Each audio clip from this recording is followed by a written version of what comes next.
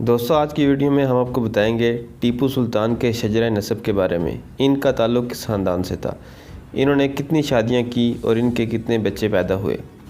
اس کے علاوہ ہم آپ کو بتائیں گے کہ یہ اپنی ریاست کے انتظامی، معاشی اور عدالت کے امور کیسے چلاتے تھے۔ ٹیپو کی تلوار کتنے روپے میں نیلام ہوئی؟ ٹیپو جھولے میں کیوں سوتے تھے؟ اقبال نے ٹیپو کے بارے میں کیا کہا؟ یہی تمام موضوعات ہماری ویڈیو کا موضوع ہے۔ چلتے ہیں ویڈیو کی طرف۔ کیا آپ کو پتہ ہے کہ ٹیپو سلطان پنجابی تھے؟ برِ صغیر میں دو سلطنتیں ایسی بھی تھیں جنہوں نے انگریز کو ناکو چنے چبوا دیے تھے۔ پہلی سلطنت خداداد میسور اور دوسری دربار پنجاب۔ دونوں ہی سلطنتیں اس وقت انگریزوں کی طرح ہی ترقی یافتہ اور خوشحال تھیں، اور ان کی افواج انگریزوں سے بھی زیادہ مضبوط تھی۔ دونوں سلطنتوں کی خاص بات یہ تھی کہ دونوں نے ہی نصف صدی فرنگی افواج کو روکے رکھا۔ ان دونوں کی دوسری اہم بات یہ تھی کہ دونوں کے حکمران پنجابی اور جاٹ تھے۔ سلطان ٹیپو اور مہاراجہ رنجیت سنگھ دونوں نے جنگوں میں انگریزوں کو شکست سے دوچار کیا۔ دونوں سے ہی فرنگی حکمران صلح نامے اور امن معاہدے کرتے رہے، اور وہ بھی برابری کی سطح پر۔ ان دونوں پنجابی سرماؤں کی موت کے بعد ہی فرنگی سرکار برِ صغیر پر قابض ہونے میں کامیاب ہو سکی۔ مہاراجہ رنجیت سنگھ کا تو پنجابی جاٹ ہونا سب کو معلوم ہے، لیکن ٹیپو سلطان کے بارے میں کم لوگوں کو ہی پتہ ہے کہ وہ پنجابی جاٹ تھے۔ ٹیپو سلطان کا شجرہ نسب۔ حضرت بہلول چنیوٹی جو ولی کامل بزرگ تھے، ان کے دو بیٹے محمد علی اور ولی محمد گلبرگہ جنوبی ہند چلے گئے۔ کیونکہ یہ خاندان خود بھی اولیاء کا تھا، اس لیے محمد علی کی شادی مشہور صوفی بزرگ حضرت خواجہ حسین گیسو دراز کے خادم خانقاہ حسن بخت کی صاحبزادی زینت بیگم المعروف مجید بیگم سے ہوئی، جن کے وطن سے 4 بیٹے ہوئے، جن میں سے ایک فتح محمد تھے، جن کے بیٹے حیدر علی تھے۔ حیدر علی کی پہلی بیوی کی وفات کے بعد ان کی شادی نواب سعادت علی کی بھتیجی فاطمہ عرف فخر النساء سے ہوئی، جو نواب سعد اللہ خان کی نواسی بھی تھی۔ نواب سعد اللہ خان جپے خاندان سے تعلق رکھتے تھے، جبکہ حیدر علی کے آباء و اجداد سپرا تھے، اس لیے سپرا اور جپے دونوں ٹیپو سلطان کا اپنی برادری سے ہونے کا دعویٰ کرتے ہیں۔ ٹیپو سلطان کے خاندان کا دہلی اور دکن تک پہنچ جانا اس زمانے کے حساب سے عام سی بات تھی، کیونکہ اس وقت چنیوٹی شیخ بغرض تجارت اور سپہ گری دہلی آتے جاتے رہتے تھے، اور دہلی میں چنیوٹی شیخوں کا محلہ پنجابی سوداگران ابھی تک موجود ہے۔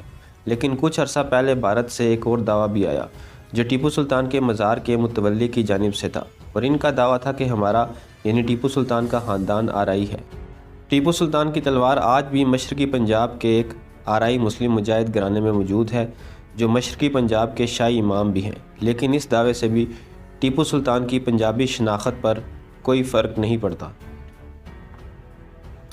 اہل پنجاب کو اس بات پر فخر ہونا چاہیے کہ برِ صغیر کے دونوں مہان بہادر اور ذہین حکمران جنہوں نے فرنگی کو برِ صغیر پر قبضے سے 1 صدی تک روکے رکھا، وہ پنجابی جوان تھے۔ ٹیپو سلطان کی ابتدائی زندگی۔ ٹیپو سلطان 20 نومبر 1750 کو دیوان حالی تغلق خاندان میں پیدا ہوئے۔ موجودہ دور میں یہ بنگلور دیہی ضلع کا مقام ہے، جو بنگلور شہر کے 33 کلومیٹر شمال میں واقع ہے۔ ٹیپو سلطان کا نام آرکاٹ کے بزرگ ٹیپو مستان اولیاء کے نام پر ہے۔ ٹیپو سلطان کا پورا نام فتح علی ٹیپو تھا۔ آپ کے والد سلطان حیدر علی نے جنوبی ہند میں 50 سال تک انگریزوں کو بزور طاقت روکے رکھا، اور کئی بار انگریز فوج کو شکست فاش بھی دی۔ شادیاں اور اولاد۔ ٹیپو سلطان کی کئی بیویاں تھیں، ان میں سے ایک سندھ صاحبہ اپنی خوبصورتی اور ذہانت کی وجہ سے کافی مشہور تھی، اور جن کے پوتے صاحب سندھ کے سلطان تھے، جو شہزادہ سید حلیم الزمان خان سلطان صاحب کے نام سے بھی جانے جاتے تھے۔ ٹیپو کی شہادت کے بعد انگریز نے ان کے خاندان کو کلکتہ بھیج دیا تھا۔ کئی دیگر اولادیں اب بھی کلکتہ میں رہتی ہیں۔ ان کے کم و بیش 16 بیٹے تھے۔ چند ایک کے نام ہم یہاں آپ کو بتاتے ہیں۔ نمبر 1 شہزادہ حیدر علی خان، نمبر 2 شہزادہ عبد الخالق، نمبر 3 شہزادہ محی الدین علی خان، نمبر 4 شہزادہ معظم الدین علی خان، نمبر 5 شہزادہ معراج الدین علی خان۔ ٹیپو کا انداز حکمرانی۔ ٹیپو سلطان کی زندگی ایک سچے مسلمان کی زندگی تھی۔ وہ مذہبی تعصب سے پاک تھے، یہی وجہ تھی کہ غیر مسلم ان کی فوج اور ریاست میں اعلیٰ عہدوں پر فائز تھے۔ ٹیپو سلطان نے اپنی مملکت کو مملکت خداداد کا نام دیا۔ حکمران ہونے کے باوجود خود کو عام آدمی سمجھتے، باوضو رہنا اور تلاوت قرآن آپ کے معمولات میں سے تھے۔ ظاہری نمود و نمائش سے اجتناب کرتے تھے، ہر شاہی فرمان کا آغاز بسم اللہ سے کیا کرتے تھے، زمین پر کھدر بچھا کر سویا کرتے تھے۔ ٹیپو سلطان کا ایک بڑا کارنامہ یہ بھی ہے کہ اس نے غلاموں اور لڑکیوں کی خرید و فروخت بالکل بند کر دی، ان کے لیے یتیم خانے بنائے، مندروں میں لڑکیوں کا داخلہ منع قرار دے دیا۔ کتنے پڑھے لکھے تھے ٹیپو سلطان، حفظ زبان حکمران کہے جاتے ہیں۔ آپ کو عربی، فارسی، اردو، فرانسیسی، انگریزی سمیت کئی زبانوں پر دسترس حاصل تھی۔ آپ مطالعے کے بہت شوقین تھے اور ذاتی کتب خانے کے مالک تھے، جس میں کتابوں کی تعداد کم و بیش 2000 بیان کی جاتی ہے۔ اس کے علاوہ آپ سائنسی علوم میں خاصی دلچسپی رکھتے تھے۔ آپ کو برصغیر میں راکٹ سازی کا موجد کہا جاتا ہے۔ ٹیپو کتنے ایڈوانس تھے۔ ہندوستان کی تاریخ میں پہلی دفعہ ٹیپو سلطان نے مردم شماری کرائی، پنچایت راج کی بنیاد رکھی۔ سلطان کی بری اور بحری فوجوں کا انتظام قابل داد تھا۔ فوج کے محکمے میں 11 بڑے بڑے شعبے تھے۔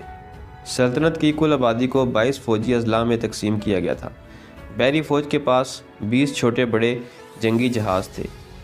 سلطان کو فن جہاز سازی سے بھی شغف تھا، وہ جہازوں کے نقشے خود تیار کرتا تھا۔ عدل و انصاف کا معیار۔ ٹیپو سلطان نے ہر شہر، قصبے اور قلعے کے 4 دروازے مقرر کیے، جہاں پہرے دار مقرر کیے کہ ملک میں بغیر اطلاع و اجازت کوئی آنے نہ پائے۔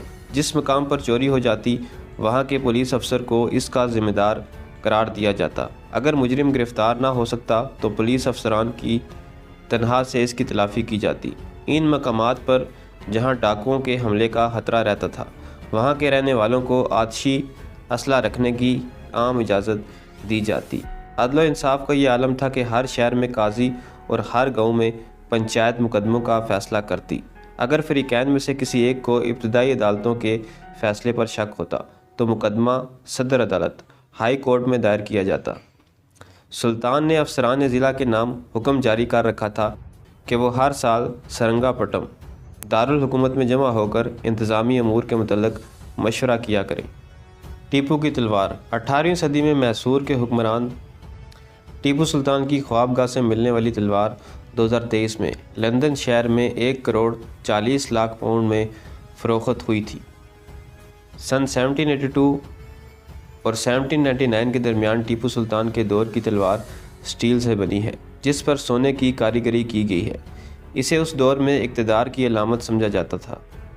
یہ تلوار ٹیپو سلطان کی خوابگاہ سے برآمد ہوئی تھی، جسے ایسٹ انڈیا کمپنی کی فوج نے میجر جنرل ڈیوڈ بیرٹ کو حملے میں ہمت دکھانے کے نشان کے طور پر پیش کیا تھا۔ اس حملے میں ٹیپو سلطان کی ہلاکت ہوئی تھی۔ ٹیپو سلطان کو میسور کے ٹائیگر کے نام سے جانا جاتا ہے۔ فرانسس بیکن نے اپنی یادداشتوں میں بیان کیا ہے کہ ٹیپو سلطان کے سوتے وقت ایک تلوار ان کی پہنچ میں رہتی تھی۔ حملے کے خلاف مسلسل الرٹ رہتے ہوئے ٹیپو سلطان اپنی بند خوابگاہ کی چھت سے لٹکائے ہوئے جولے میں سوتے تھے، جس میں ایک پستول اور تلوار ان کے پہلو میں تھی۔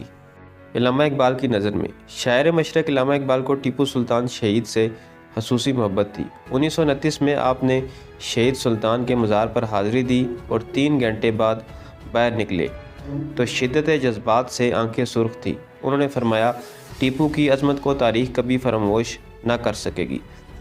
وہ مذہب، ملت اور آزادی کے لیے آخری دم تک لڑتا رہا، یہاں تک کہ اس مقصد کی راہ میں شہید ہو گیا۔ علامہ اقبال نے ضرب کلیم میں سلطان ٹیپو کی وصیت کے عنوان سے مندرجہ ذیل نظم لکھی ہے: تو رہنورد شوق ہے، منزل نہ کر قبول، لیلا بھی ہم نشی ہو تو محمل نہ کر قبول۔ تو دوستو، یہ تھی میری آج کی ویڈیو پسند آئے تو چینل کو سبسکرائب کریں۔ ملتے ہیں اگلی ویڈیو میں۔